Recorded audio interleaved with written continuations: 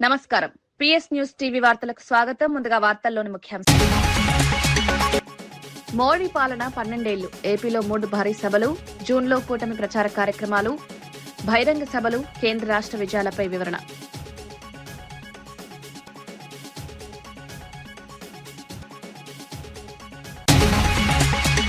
ఉద్యోగులకు కాంగ్రెస్ ప్రభుత్వం తీవ్ర నిరాశ.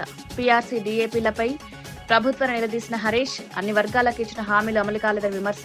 ఉద్యోగుల సమస్యలపై బీఆర్ఎస్ అండ.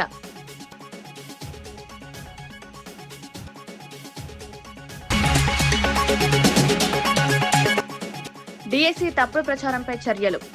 అసత్య ప్రచారంపై అధికారులను ప్రశ్నించిన చంద్రబాబు, అమరావతి అంశంలో జగన్ను తప్పుబట్టిన చంద్రబాబు ప్రభుత్వ విజయాలను ప్రజలకు వివరించాలని సూచన.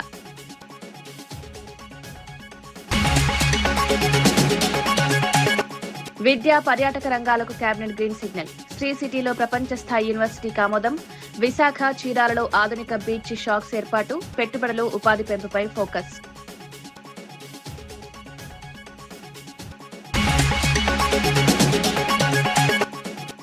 దేశానికే ఆదర్శంగా తెలంగాణ కులగణన. బీసీలకు 42% రిజర్వేషన్లకు కట్టుబాటు. కులగణన ఆధారంగా సామాజిక న్యాయ లక్ష్యం. ఇందిరమ్మ ఇళ్లతో పేద గృహ కలలు సాకారం.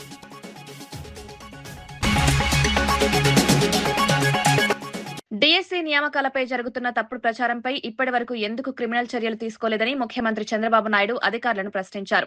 పాఠశాల విద్యాశాఖ కార్యదర్శి కోనత్ శశిధర్ వైసీపీ చేసిన ఆరోపణలకు సమగ్ర వివరణ ఇచ్చినప్పటికీ అసత్య ప్రచారం కొనసాగడం పట్ల అసంతృప్తి వ్యక్తం చేశారు.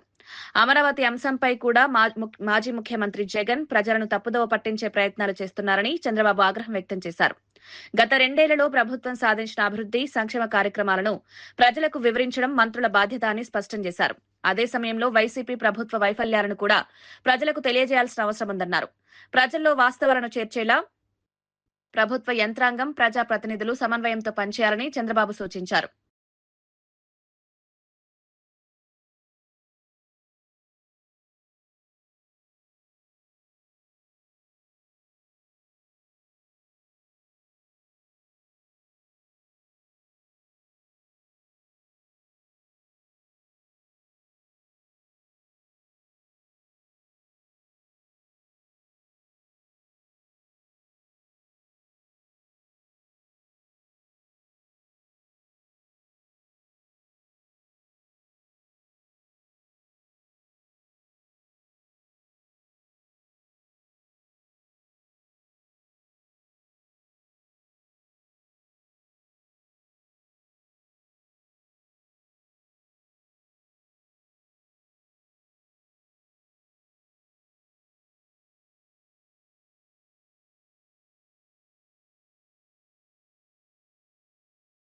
తెలంగాణలో ముఖ్యమంత్రి రేవంత్ రెడ్డి నాయకత్వంలో దేశానికి ఆదర్శంగా నిలిచే విధంగా శాస్త్రీయ కులగణన నిర్వహించామని నాగర్ కర్నూలు ఎంపీ మల్లు రవి చెప్పారు. సమాజంలోని అన్ని వర్గాల సామాజిక, ఆర్థిక, విద్యా పరిస్థితులను అధ్యయనం చేసి వెనుకబడిన వర్గాలకు న్యాయం చేయాలనే లక్ష్యంతో ఈ సర్వే చేపట్టినట్లు తెలిపారు. కులగణన ఫలితాల ఆధారంగా బీసీలకు 42% రిజర్వేషన్లు కల్పించాలని తెలంగాణ అసెంబ్లీలో ఏకగ్రీవంగా తీర్మానం చేసి కేంద్రానికి పంపినట్టు చెప్పారు. స్థానిక సంస్థల ఎన్నికల్లో కూడా బీసీలకు 42%కి పైగా రిజర్వేషన్లు అమలు చేస్తూ కాంగ్రెస్ ప్రభుత్వం తన చిత్తశుద్ధిని చాటుతోందన్నారు. అసెంబ్లీలో పెట్టి 42% బీసీలకు రిజర్వేషన్ ఇవ్వాలని యునానిమస్ గా అసెంబ్లీలో పాస్ చేయించి ఢిల్లీలో పార్లమెంట్ కు పంపించి బిల్లు చేయమని చెప్పారు. ఈయన తెలంగాణ ద్రోహి. 10 సంవత్సరాలు మీరు ప్రభుత్వంలో ఉండి కులగణన చేయకుండా ఊరికే కాకి లెక్కలతో ఒక్క రోజులో చేశారు. మీరు జనాభా లెక్కలు చేస్తున్నారు. ఏం చేశారో అసెంబ్లీలో పెట్టలేదు, ఎవరి కోసం చేసో పెట్టలేదు. ఒకటే రోజు 50 రోజులు 1,00,000 మంది ప్రభుత్వ అధికారులతోని అత్యంత శాస్త్రీయంగా కులగణన చేసి ఇవాళ సుప్రీంకోర్టులో ఒక సుప్రీంకోర్టు జడ్జిమెంట్ వచ్చింది.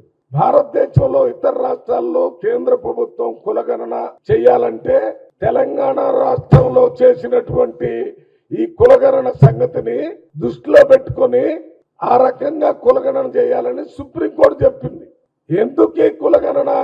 ఒక వ్యక్తికి యాక్సిడెంట్ అయి కాలో చెయ్యో లేకపోతే రిప్సో ఇరిగితే అవి ఎక్కడ ఇరిగినాయి అని తెలుసుకోవాలంటే ఎక్స్రే తీయాలి. ఈ సమాజంలో ఎవరు ఆర్థికంగా, ఎవరు సామాజికంగా, ఎవరు రాజకీయంగా ఎవరు ఎడ్యుకేషన్ లెవెల్లో వెనకబడి ఉన్నారో ఈ కులగణన ద్వారా తెలిసింది.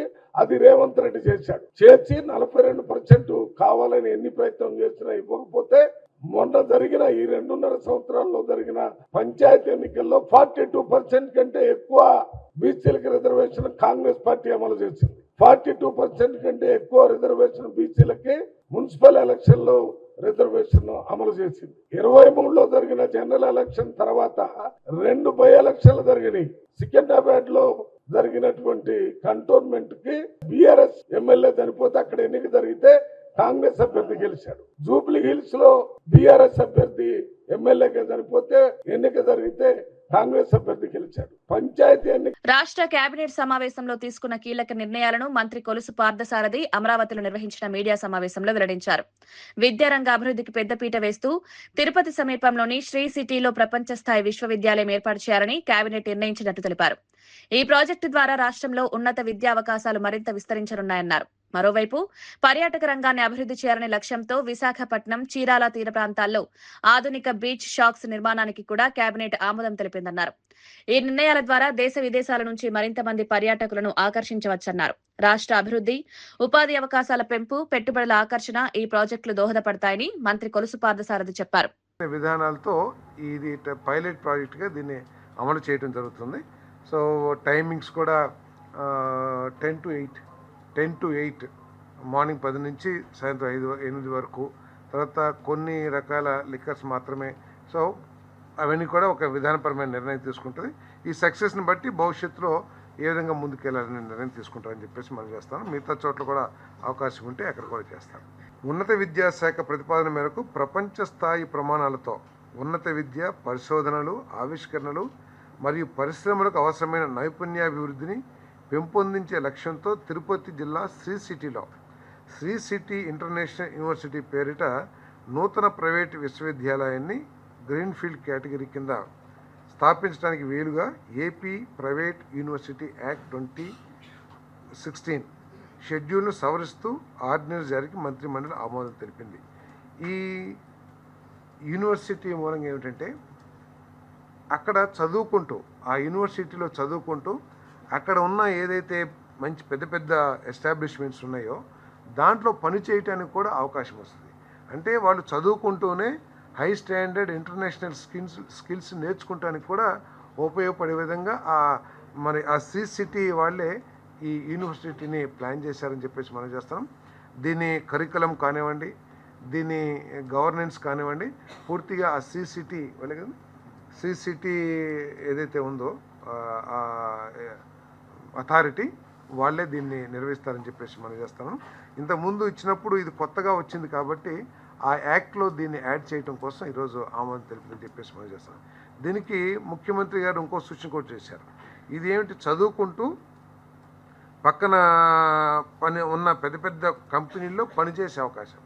ముఖ్యమంత్రి గారు ఇంకొకటి ఏం సూచన చేశారంటే, పెద్ద పెద్ద కంపెనీల్లో పనిచేస్తూ ఉంటారు, వాళ్ళు ఒక 50 మందినో 60 మందినో క్లాసెస్ నిర్వహించి మరి ఐఐటి స్టాండర్డ్స్తో వారి పరీక్షల విధంగా రాసి వారి స్కిల్స్ని ఏ విధంగా అప్గ్రేడ్ చేయొచ్చో కూడా పరిశీలించమని చెప్పేసి, ఆ మోడల్ కూడా పరిశీలించమని చెప్పేసి ముఖ్యమంత్రి గారు చేయటం. ఇదేమో ఎడ్యుకేషన్ ప్లస్ వర్కింగ్, అదేమో working plus higher education and higher skills. అది కూడా ముఖ్యమంత్రి గారు సూచన చేసిన జరిగింది. అది కూడా పరిశీలిస్తామని చెప్పేసి తెలియజేసింది. లేదు, వాళ్ళ సీసీటీ కిందే ఉంది కదా, వాళ్ళకి ల్యాండ్ 60 acresలో దీన్ని డెవలప్ చేస్తారు. సీసీటీ అంతా కూడా దాని ఏమంటారు డెవలపర్దే కదా, సీసీటీ డెవలపర్దే. హైదరాబాద్ కు చెందిన యువ షూటర్ ఈషా సింగ్ అంతర్జాతీయ వేదికపై మరో అరుదైన ఘనత సాధించింది. జర్మనీలోని మ్యూనిచ్ లో జరిగిన ఐఎస్ఎస్ఎఫ్ వరల్డ్ కప్ 2026 లో మహిళల 25 మీటర్ల పిస్టల్ విభాగంలో స్వర్ణ పతాకాన్ని కైవసం చేసుకుంది. ఫైనల్ పోటీలో 50 పాయింట్లకు గాను 43 పాయింట్లు సాధించి సరికొత్త ప్రపంచ రికార్డు నెలకొల్పింది. ఈ విజయంతో ఒకే సమయంలో జూనియర్, సీనియర్ ప్రపంచ రికార్డులను తన పేరిట నమోదు చేసుకున్న ఏకైక అథ్లెట్ గా చరిత్ర సృష్టించింది. కేవలం 21 వయసులోనే ప్రపంచ స్థాయిలో అసాధారణ ప్రతిభ కనబరుస్తూ భారత షూటింగ్ కు గర్వకారణంగా నిలిచింది. ఈషా సింగ్ విజయం పట్ల క్రీడా వర్గాలు, అభిమానులు హర్షం వ్యక్తం చేస్తూ అభినందనలు తెలియజేస్తున్నారు. I would say I don't really change my preparation depending on the name of the game. I just keep it the same because ours is a very mental sport. it's a mind game, I would say. It's the technique was is quite simple. The only thing, the complications that you have is in your head, and that's what you have to deal with. So yeah, it's gonna be the same, and I'll try my best to get as many laurels I can to the country. PM Modi has been promoting women in sports. What is your say? What more can be done? I think it's an amazing initiative. I mean, our country doing that for women in sports, not many of them acknowledge that. Very grateful to have such a leader in our country, and I think we are seeing a lot of immense amount of women in sports. It's of course not easy for us. We have our own challenges, but I would say we are no less than the other opposite gender, and we can give best, and I would wish all of them very best. What is your message to the youngsters who are now getting into sports? I would say a sport has no bar, especially like in mine where there is no age limit. Don't let anyone make you feel like, oh, you're too young to play, don't start now. Because honestly, I did have a lot of people saying that to me, oh, she's too small, or people telling my dad, like, she's only 9, what are you doing? You know, like, let her enjoy life. But that never really stopped me, because I remember winning my state gold when I was 10. Ahmedabad లో జరిగిన yogasana world championship లో ప్రధానమంత్రి నరేంద్ర మోదీ పాల్గొని ప్రసంగించారు. ఈ సందర్భంగా యోగా అనేది మానవాళికి భారతదేశం అందించిన కాలాతీతమైన అమూల్యమైన కానుక అని కొనియాడారు.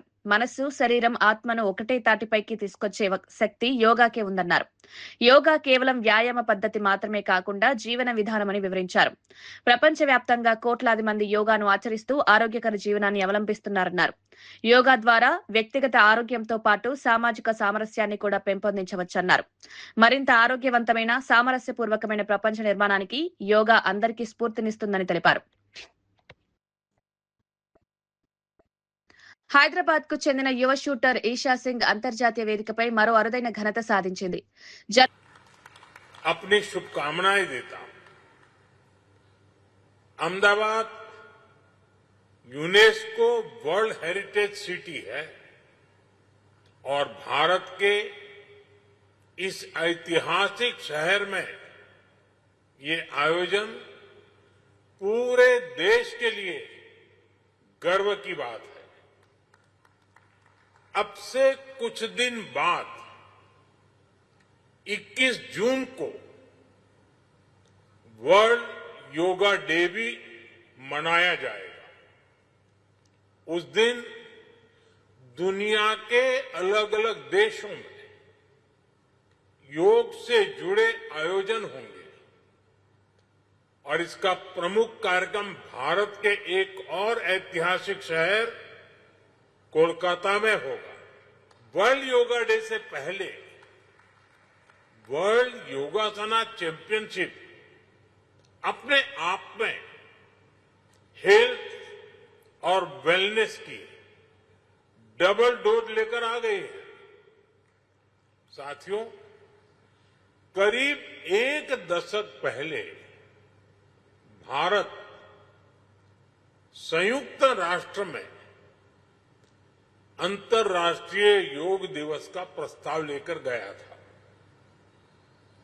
हम प्राचीन भारतीय परंपरा को पूरी मानवता के स्वास्थ्य और सामूहिक कल्याण से जोड़ना चाहते थे और तब यूएन में 190 देशों ने 190 कंट्रीज ने भारत के इस प्रस्ताव को समर्थन किया था। आज यह देखकर बहुत खुशी होती है कि करोड़ों लोग योग को अपनी दिनचर्या का हिस्सा बना चुके हैं। ध्यान, प्राणायाम उनकी जीवन शैली का हिस्सा बन रहा है। लेकिन साथियों, हर जीवन परंपरा समय के साथ नए चरण में प्रवेश करती है। योगासन स्पोर्ट्स की ये वर्ल्ड चैंपियनशिप इसी चरण का शुभारंभ है। इस चैंपियनशिप के माध्यम से योगासन को एक कॉम्पिटिटिव स्पोर्ट्स के रूप में नई पहचान मिलेगी। मुझे विश्वास है कि भविष्य में योगासन भी अंतर्राष्ट्रीय खेलकूद में अपनी जगह बनाएगा, चाहे ओलंपिक्स हो या मल्टी स्पोर्ट्स इवेंट्स हो। हम जितनी मेहनत करेंगे सुखद परिणाम आ भी सकता है, और निश्चित तौर से इसमें अहमदाबाद में होने जा रही इस पहली वर्ल्ड योगासन चैंपियनशिप की बहुत बड़ी भूमिका होगी। साथियों, योगासन स्पोर्ट्स का एक और पक्ष है। हम जानते हैं कि हर बड़ा स्पोर्ट अपने साथ एक पूरा इकोसिस्टम लेकर आता है। ये रोजगार के नए अवसर पैदा करता है। इसलिए जैसे जैसे योगासना स्पोर्ट्स का विस्तार होगा, वैसे वैसे इससे जुड़ी नई संभावनाएं भी बढ़ेगी। ये खिलाड़ियों के लिए नई कैरियर अपॉर्चुनिटीज लेकर आएगा।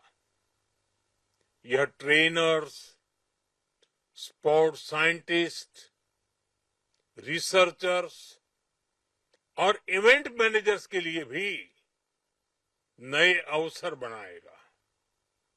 साथियों, जैसा मैंने पहले कहा, यह चैंपियनशिप ऐसे समय में आयोजित हो रही है जब पूरी दुनिया इंटरनेशनल डे ऑफ योगा की तैयारी में भी जुटी हुई है।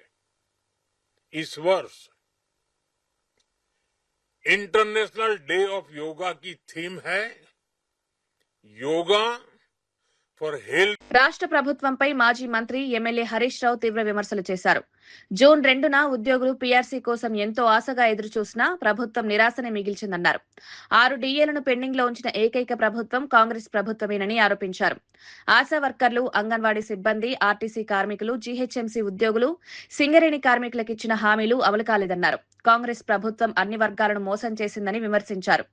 హెచ్ఎండబ్ల్యూఎస్ అండ్ ఎస్బీ యూనియన్ ఎన్నికల్లో ప్రశ్నించే గొంతుకగా ఉన్న రాంబాబును గెలిపించాలని పిలుపునిచ్చారు. బీఆర్ఎస్ ప్రభుత్వ హయాంలో వందలాది మందికి ప్రమోషన్లు, వందల సంఖ్యలో ఉద్యోగుల రిగ్యులరైజేషన్ జరిగిందని గుర్తు చేశారు. 2.5 సంవత్సరాలైంది. ఏం చెప్పిండ్రు? మేం రాగానే వెంటనే పీఆర్సీ ఇస్తాం, వెంటనే పెండింగ్ డిఏలు ఇస్తాం. వచ్చినాయే? ఇవాళ 2.5 ఏళ్ళైనా పీఆర్సీకి ఉలుకు లేదు, నా పలుకు లేదు. వత్తదా రాదా కూడా చెప్తలేరు. 2.5 ఏళ్ళు అయిపోయింది. నిన్న 2 జూన్ తెలంగాణ రాష్ట్ర అవతరణ దినోత్సవం. ఉద్యోగులంతా ఆశగా ఎదురు చూసిండ్రు. ఏమన్నా చెప్తాడేమో ముఖ్యమంత్రి, పీఆర్సీ వస్తదేమో, మా జీతాలు ఏమన్నా పెరుగుతాయేమో. పెట్రోల్ పెరిగింది, డీజిల్ పెరిగింది, కూరగాయలు పెరిగినాయి, ధరలు పెరిగినాయి, జీతమేమో పెరుగుతలేదు. ఈ రేవంత్ రెడ్డి ఏమన్నా పెంచుతాడేమో అని ఆశగా చూసిండ్రు. కానీ నిరాశే మిగిలింది. పుస్తకం కూడా పురాగా చదవలే, ఎండగొడుతుందని పుస్తకం బంద్ పెట్టి చదువుకుంటున్నాడు. అయితే ఆ పీఆర్సీ గురించి ఉలుకు లేదు, పలుకు లేదు. పోనీ డిఏలు ఇచ్చిండా? 6 డిఏలు. ఈ భారతదేశంలో 28 రాష్ట్రాల్లో 6 డిఏలు పెండింగ్ పెట్టిన గవర్నమెంట్ ఏదైనా ఉందంటే ఈ రేవంత్ రెడ్డి గవర్నమెంట్, ఈ కాంగ్రెస్ గవర్నమెంట్. భారతదేశంలో గిన్ని డిఏలు ఆడ పెండింగ్ లో లేవు. రిటైర్డ్ అయిన ఉద్యోగులకు బకాయిలు ఇయ్యడు, డిఏలు ఇయ్యడు, పీఆర్సీలు ఇయ్యడు. ఉద్యోగుల ఉసురు పోసుకున్నాడు. అంటే సింగరేణి కార్మికులకు మోసం, ఆశా అంగన్వాడీ కార్మికులకు మోసం, జీహెచ్ఎంసీ కార్మికులకు మోసం, ఆర్టీసీ కార్మికులకు మోసం, మా హెచ్ఎండబ్ల్యూఎస్ కార్మికులకు మోసం. మోసమే కాంగ్రెస్ నైజం. ఇలా అన్ని వర్గాలను కూడా కాంగ్రెస్ మోసం చేసింది. మోసపూరిత ఈ కాంగ్రెస్ కు బుద్ధి చెప్ప ఎన్నికల ముందు తెలంగాణ ఉద్యమకారులకు అనేక హామీలిచ్చి కాంగ్రెస్ ప్రభుత్వం అధికారంలోకి వచ్చిందని ఎమ్మెల్సీ డాక్టర్ శ్రవణ్ దాసోజు అన్నారు. అయితే అధికారంలోకి వచ్చిన తర్వాత ఉద్యమకారుల కోసం ప్రభుత్వం ఏం చేయబోతుందనే విషయంపై ఇప్పటి వరకు స్పష్టత లేదని విమర్శించారు. తెలంగాణ ఉద్యమంలో కీలక పాత్ర పోషించిన వారికి న్యాయం చేస్తామని చెప్పిన హామీలను అమలు చేయాల్సిన బాధ్యత ప్రభుత్వంపై ఉందన్నారు. ఉద్యమకారుల సమస్యలు, సంక్షేమం, గుర్తింపు అంశాలపై ప్రభుత్వం ప్రత్యేక దృష్టి పెట్టాలని కోరారు. ఎన్నికల సమయంలో ఇచ్చిన హామీలను మరవకుండా వాటిని వెంటనే అమలు చేయాలని కాంగ్రెస్ ప్రభుత్వాన్ని డిమాండ్ చేస్తున్నామన్నారు. అంటే ఎవరు ఎట్లుంటారో గుర్తించడం కోసం ఒక క్రైటీరియా ఎస్టాబ్లిష్ చేస్తాం ఈ సంప్రదింపుల ద్వారా అని చెప్పినారు టర్మ్స్ ఆఫ్ రిఫరెన్స్. రెండవది, to identify and prepare the list of Telangana ఉద్యమకారులు as per the evolved criteria. ఆ క్రైటీరియా అనుసారంగా రాష్ట్ర వ్యాప్తంగా ఉన్నటువంటి తెలంగాణ ఉద్యమకారులు ఎవరినో వాళ్ళందరినీ గుర్తిస్తామని చెప్పినారు. మూడవది, very carefully I appeal to you to listen, to make recommendations regarding the nature of recognitions, to make recommendations regarding the nature of recognitions, honors, courtesies, facilities to be extended to the said Telangana ఉద్యమకారులు. ఒకటేమో ఎవరు తెలంగాణ ఉద్యమకారులు గుర్తిస్తారు, రెండు list తయారు చేస్తారు, మూడు వాళ్ళకి ఏం సాయం చేయాలా, ఏం ఆనర్స్ ఇవ్వాలా అని చెప్పని కూడా ఈ కమిటీ నిర్దేశిస్తుంది అని చెప్పని చెప్తున్నారు. ఇది ఇట్లా ఉండగా కాంగ్రెస్ రేవంత్ రెడ్డి గారు ఇంతకుముందు అన్న చెప్పినట్టుగా 106వ వాగ్దానం, తెలంగాణ తొలి మలిదశ ఉద్యమాలలో ప్రాణాలు అర్పించిన యువతీ యువకులను ఉద్యమ అమరవీరులుగా గుర్తించి వారి కుటుంబంలో ప్రతి ఒక్కరికి ప్రభుత్వ ఉద్యోగం, తల్లి, తండ్రి, భార్య, లాట్ ఆఫ్ దెమ్ చనిపోయిన వాళ్ళు ఇప్పుడు చనిపోయినా లేకపోతే 69 మూమెంట్ చనిపోయినా వాళ్ళ పిల్లలో తల్లో తండ్రో భార్య ఉంటే 25,000 రూపాయల ఎక్స్గ్రేషియా ఇస్తాము అని చెప్పని వాళ్ళు చెప్పినారు. రెండవది, కేసులు ఎత్తేస్తాము, ఉద్యమకారులుగా ప్రభుత్వ గుర్తింపు కార్డు. మూడవది ముఖ్యమైనటువంటిది 250 గజాల ఇంటి స్థలాలు. ఈ రెండింటిని కోరిలేట్ చేయాల్సిన అవసరం ఉండే. థర్డ్ టర్మ్స్ ఆఫ్ రిఫరెన్స్ ఏదైతే పెడుతున్నారో మేము సంప్రదింపుల ద్వారా మేము ఏం చేయాలనో గుర్తిస్తాము, ఏమి ఇవ్వాలనో గుర్తిస్తాము అని చెప్తున్నారు. కానీ వాళ్ళు ఆల్రెడీ ఇది వాగ్దానం చేసి అధికారంలోకి వచ్చిండ్రు. తెలంగాణ ఉద్యమకారుల గుర్తింపు కోసం ఏర్పాటు చేసిన కమిటీపై మాజీ ఎమ్మెల్సీ కర్నె ప్రభాకర్ తీవ్ర విమర్శలు చేశారు. చట్టబద్ధత, కాలపరిమితి లేకుండా ఏర్పాటు చేసిన ఈ కమిటీని ఉద్యమకారులు ఎలా నమ్ముతారని ప్రశ్నించారు. అసలు కార్యాలయమే లేని కమిటీల వల్ల ఉద్యమకారులకు ఎలాంటి ప్రయోజనం కలుగుతుందో ప్రభుత్వం స్పష్టతనివ్వాలని డిమాండ్ చేశారు. తెలంగాణ రాష్ట్ర సాధన కోసం పోరాడిన వేలాది మంది ఉద్యమకారుల ఆకాంక్షలను దృష్టిలో ఉంచుకుని నిర్ణయాలు తీసుకోవాల్సిన అవసరం ఉందన్నారు. ఉద్యమకారుల సమస్యలను పరిష్కరించడంలో కాంగ్రెస్ ప్రభుత్వం విఫలమైందని ఆరోపించారు.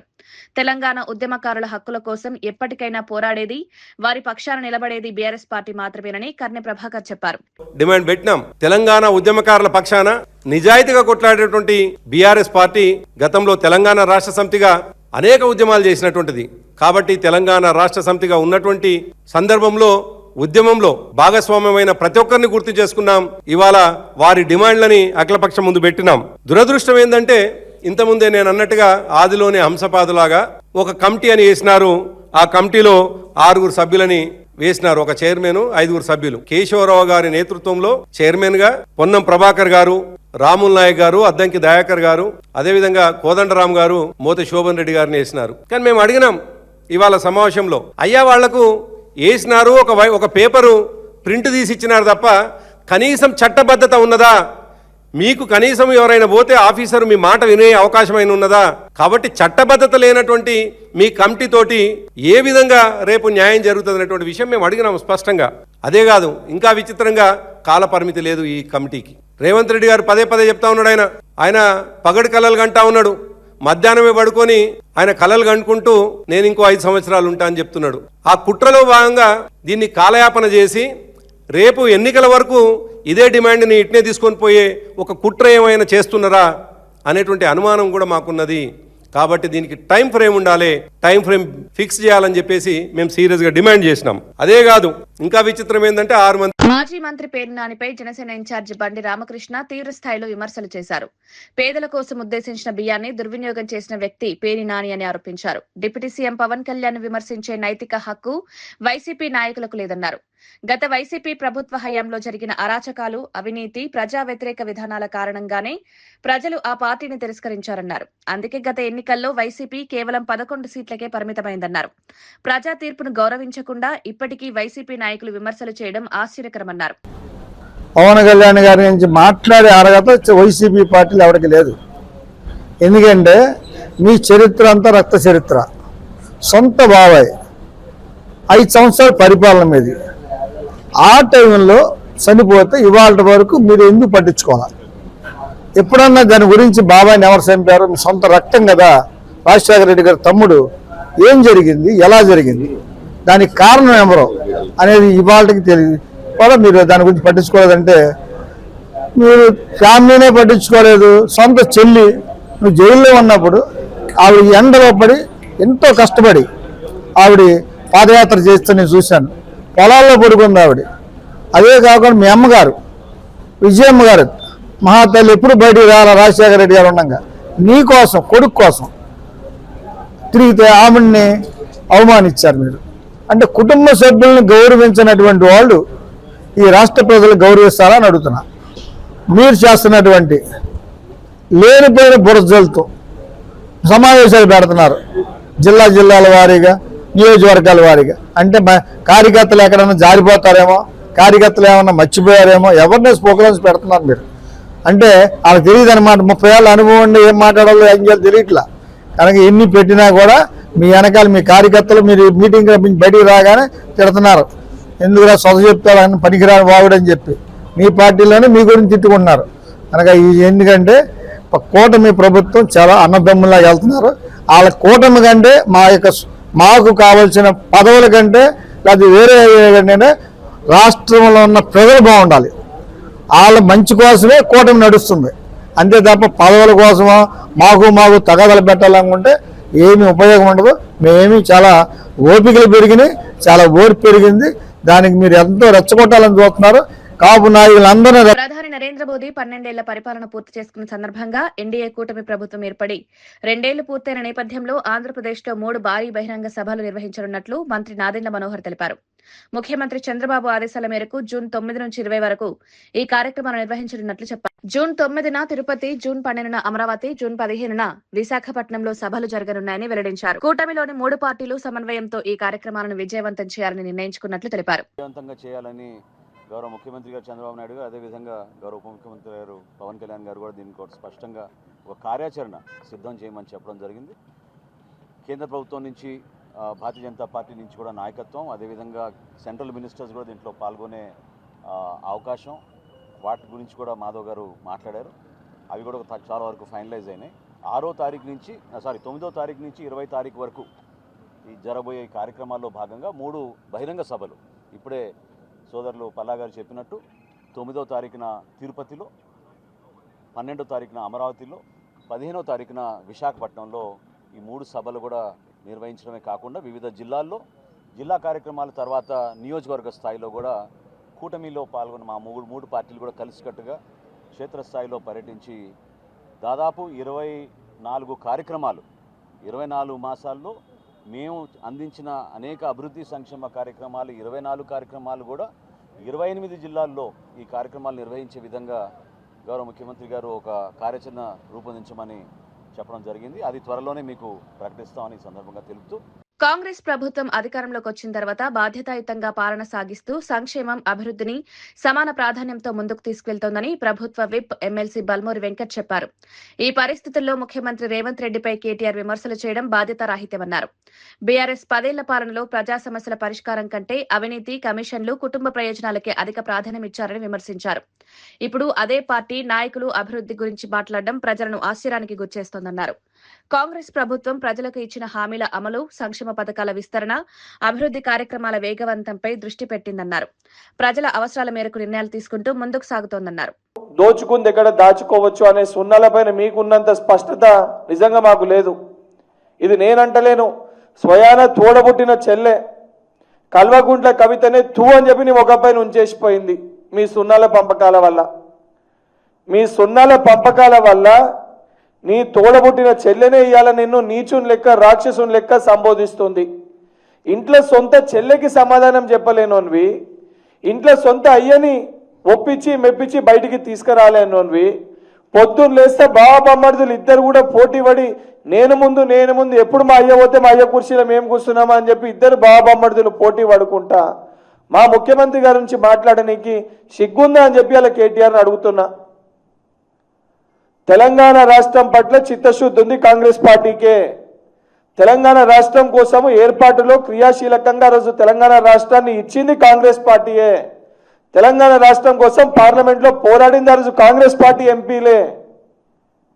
దాని తర్వాత దాన్ని సాగుగా చూపించుకొని 10 ఏళ్లు రాబందు లెక్క, రాక్షసులు లెక్క, ఒక నియంత లెక్క, ఒక ఓజీ కాదు ఒక నాజీ లెక్క తెలంగాణ రాష్ట్రాన్ని పరిపాలించి 10 ఏళ్లు తెలంగాణలో ఏమి సాధించారనంటే అడ్డగోలుగా మీ ఆస్తులు అనేటి. తెలంగాణ ప్రభుత్వం రైతుల ప్రయోజనాలను దృష్టిలో ఉంచుకుని రికార్డు స్థాయిలో ధాన్యం కొనుగోలు చేపట్టిందని చొప్పదండి ఎమ్మెల్యే మేడిపల్లి సత్యం చెప్పారు. కేంద్ర ప్రభుత్వం 52 లక్షల మెట్రిక్ టన్నుల కొనుగోలు లక్ష్యాన్ని నిర్దేశించినప్పటికీ రైతులకు నష్టం కలగకుండా అదనపు 23 లక్షల మెట్రిక్ టన్నుల ధాన్యం కొనుగోలు చేసినట్లు తెలిపారు. ఇందుకోసం రాష్ట్ర ప్రభుత్వం సుమారు 6,600 కోట్ల రూపాయల అదనపు భారం భరించిందన్నారు. ఇప్పటి వరకు 70 లక్షల మెట్రిక్ టన్నుల ధాన్యం సేకరించి రైతుల ఖాతాల్లో 13,000 కోట్ల రూపాయలకు పైగా మద్దతు ధర చెల్లింపులు జమ చేసినట్లు చెప్పారు. 52 లక్షల కొనుగోలు లక్ష్యాన్ని ఇచ్చినప్పటికీ మన రాష్ట్ర రైతుల ప్రయోజనాల దృష్ట్యా గౌరవ ముఖ్యమంత్రి రేవంత్ రెడ్డి గారు, అదేవిధంగా civil supplies minister Uttam Kumar Reddy గారు తెలంగాణ రైతాంగానికి ఎక్కడ కూడా అన్యాయం జరగనీయద్దని చెప్పి మరో 23 లక్షల మెట్రిక్ టన్నుల అదనంగా కూడా కొనుగోలు చేసి రాష్ట్ర ప్రభుత్వం మీద దాదాపు 6,600లకు పైగా కోట్లు అదనపు భారం పడ్డ కూడా రాష్ట్ర రైతాంగం కోసం ఈరోజు భరించాల్సి వస్తుంది. కేంద్ర ప్రభుత్వం వివక్షపూరితమైనటువంటి కేటాయింపులు చేసింది. మన రాష్ట్రంలో అధిక ఉత్పత్తి ఉన్నప్పటికీ కూడా ఇక్కడ కేటాయింపులు తక్కువ చేసి ఇలా పంజాబ్ రాష్ట్రం, ఛత్తీస్గఢ్ రాష్ట్రాలతో పోలిస్తే ఇక్కడ మన దగ్గర +28 ఈసారి ఉత్పత్తి ఎక్కువ జరిగింది. అయినా కూడా ఏమాత్రం ఉత్పత్తి పెంచకపోను కేవలం 35% మాత్రమే ఇక్కడ ధాన్యం కొనుగోలు చేయాలని చెప్పి కేంద్రం ఒక వివక్షపూరితమైనటువంటి కుట్ర చేసినా కూడా రాష్ట్ర ప్రభుత్వం ఇక్కడ ఉన్నటువంటి రైతుల ప్రయోజనాల దృష్ట్యా ఎక్కడ కూడా కాంప్రమైజ్ కాకుండా ప్రతి ఒక్క రైతును ఆదుకోవాలి, ఏ రైతుకు ఇబ్బంది కలగకూడదని చెప్పి ఇవాళ సీజన్ మొదట్లోనే GPS పెట్టి రైతులను అనేక ఇబ్బందులు గురి చేసిన కేంద్ర ప్రభుత్వం వాటన్నింటిని సడలించి నిజానికి కూడా ఈసారి దాదాపు ఒక వారం 10 రోజులు ధాన్యం సేకరణ ఆలస్యంగా ప్రారంభించినప్పటికీ కూడా జూన్